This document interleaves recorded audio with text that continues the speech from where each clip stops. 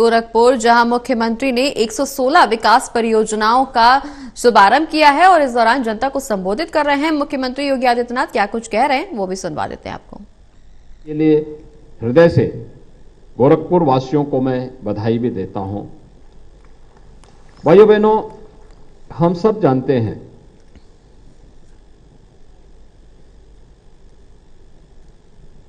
आज का समय अर्थव्यवस्था का समय है, आर्थिक युग का समय है। देश हो या प्रदेश, समृद्ध विरासत के साथ साथ अगर वह आर्थिक रूप से भी समृद्ध है तो उसकी प्रति व्यक्ति आय में भी उतनी ही वृद्धि होगी। प्रति व्यक्ति आय में वृद्धि है तो स्वाभाविक रूप से उसकी बुनियादी आवश्यकताओं की पूर्ति भी उतनी ही व्यवस्थित तरीके से उपलब्ध होगी और खुशहाली का मानक भी वहां पर उसी रूप में उनको मिलता हुआ दिखाई देगा। ईज ऑफ लिविंग के इस लक्ष्य को प्राप्त करने के लिए यद्यपि प्राचीन काल में इसके सबसे बेहतरीन माध्यम हमारे गांव थे, जिसको राष्ट्रपिता महात्मा गांधी ने ग्राम स्वराज की बात की थी, लेकिन समय के अनुरूप गांवों का स्वरूप बदलता गया।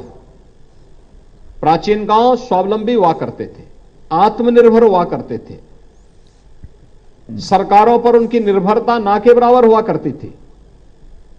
लेकिन आज के समय में हर व्यक्ति जिस प्रकार की सुविधाएं चाहता है, अच्छी कनेक्टिविटी हो, स्कूल की व्यवस्था हो, अच्छी स्कूल की व्यवस्था हो, अच्छी स्वास्थ्य सुविधाएं हो, मार्केट हो, रोजगार की सुविधा और संभावना भी तेजी से बढ़ सके, नए अवसरों को तलाश सकें, कनेक्टिविटी बेहतर हो, पब्लिक ट्रांसपोर्ट के बेहतरीन सुविधा का वे लोग लाभ ले सकें और भी बहुत कुछ सुविधाएं व्यक्ति शहरी जीवन में ही ये सब संभव हो पाता है।